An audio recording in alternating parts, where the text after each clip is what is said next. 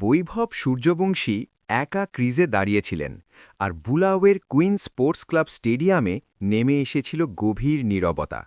সামনে স্কোরবোর্ড ভারতের উপর ভয়ঙ্কর চাপ তৈরি করছিল, কারণ অনূর্ধ্ব-19 বিশ্বকাপের এই ম্যাচে অস্ট্রেলিয়া আগে ব্যাট করে 470-এরও বেশি রান করে ফেলেছিল। জবাবে যখন ভারত মাঠে নামে, শুরুটা ছিল ভীষণ খারাপ। আয়ুষ মাহাত্রে, অ্যারন জর্জ, কনিষ্ক চৌহান ও প্যাটেলের মতো ব্যাটাররা একে একে মাত্র ২৬ রানের মধ্যেই প্যাভিলিয়নে ফিরে যান। কয়েক ওভারের মধ্যেই ভারত প্রায় ম্যাচ থেকে ছিটকে গেছে বলে মনে হচ্ছিল। এই পরিস্থিতিতে দায়িত্ব কাঁধে তুলে নেন বৈভব সূর্যবংশী। অন্য প্রান্তে লাল্লান প্যাটেলের সঙ্গে তিনি দৃঢ়ভাবে দাঁড়িয়ে যান। রান রেট ক্রমেই বাড়ছিল, উইকেট পড়ে যাচ্ছিল এবং প্রতি ওভারের সঙ্গে অস্ট্রেলিয়ার দখল আরও শক্ত হচ্ছিল। কিন্তু বৈভব সূর্যবংশী না ঘাবড়ালেন, না তাড়াহুড়ো করে ঝুঁকি নিলেন। তিনি স্ট্রাইক রোটেট করলেন, খারাপ বলগুলো বাউন্ডারির বাইরে পাঠালেন এবং ধীরে ধীরে ম্যাচকে শেষ ওভার পর্যন্ত টেনে নিয়ে গেলেন। এখন পরিস্থিতি এমন দাঁড়ালো যে শেষ ওভারে ভারতের জয়ের দরকার ছিল ২৭ রান। পুরো স্টেডিয়াম দাঁড়িয়ে পড়েছিল, বোলার চাপে ছিল, আর সব আশা একটাই নামের ওপর, বৈভব সূর্যবংশী। এরপর যা ঘটল তা অনূর্ধ্ব-19 বিশ্বকাপের ইতিহাসই বদলে দিল।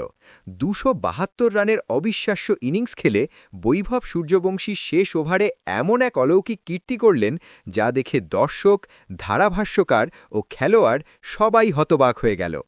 এই ভিডিওতে আমরা আপনাদের দেখাবো বৈভব সূর্যবংশীর পুরো ব্যাটিং, প্রতিটি বড় শট এবং সেই শেষ ওভারের সম্পূর্ণ রোমাঞ্চ। তাই ভিডিওর শেষ পর্যন্ত আমাদের সঙ্গে থাকুন। তবে তার আগে যদি আপনিও বৈভব সূর্যবংশী, রোহিত শর্মা ও বিরাট কোহলির ভক্ত হন, তাহলে ভিডিওটি অবশ্যই লাইক করুন এবং কমেন্টে জানান আপনার মতে বৈভব, রোহিত ও বিরাটের মধ্যে কে সবচেয়ে মহান ব্যাটসম্যান।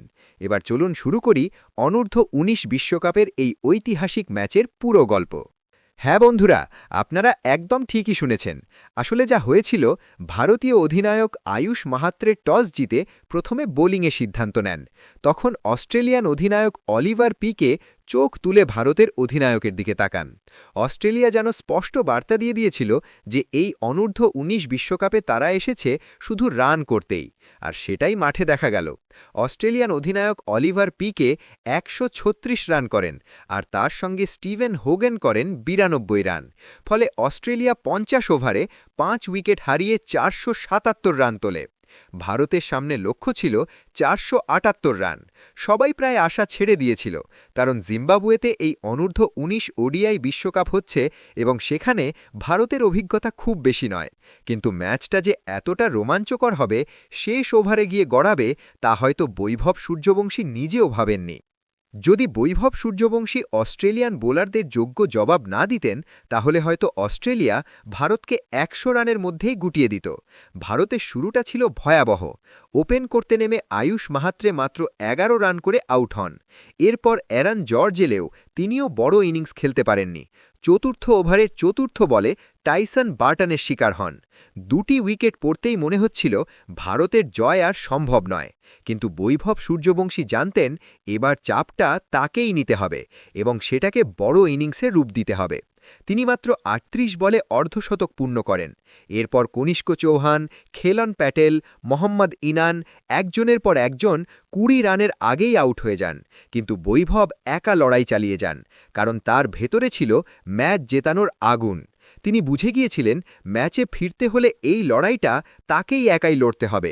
৪ ও ৬-এর বন্যায় ৭২ বলে শতক পূর্ণ করেন বৈভব সূর্যবংশী। শতকের পর তিনি বুঝে যান অন্য প্রান্ত থেকে সেভাবে কেউ সাহায্য পাবেন না। ৪৭৭ রান করতে হলে একাই এগোতে হবে। ১৫০ রানের পর তাকে কিছুটা ক্লান্ত দেখাচ্ছিল। ৩০ ওভারে ভারতের স্কোর ছিল মাত্র ২৫৬, আর জয়ের জন্য তখনও দরকার ছিল ২২৫ রান। কিন্তু অন্য প্রান্তে হিলন প্যাটেল হার মানেননি।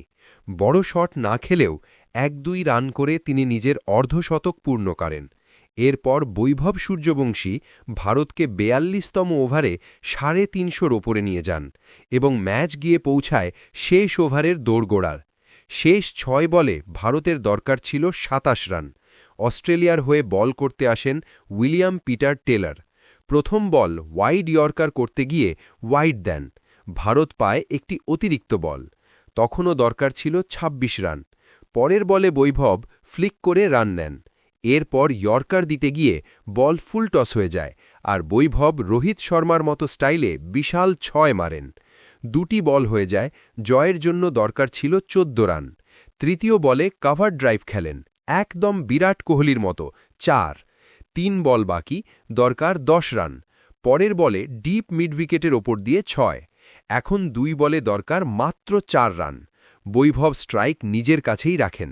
পঞ্চম বলে তিনি মিস করেন, কিন্তু শেষ বলে কাভার্সের ওপর দিয়ে ৪ মেরে ভারতকে ম্যাচ জিতিয়ে দেন।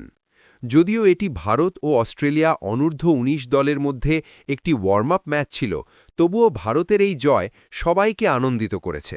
বৈভব সূর্যবংশী ডাবল সেঞ্চুরি পূর্ণ করে ২৭২ রান করেন। এখন আপনার মতামত কি?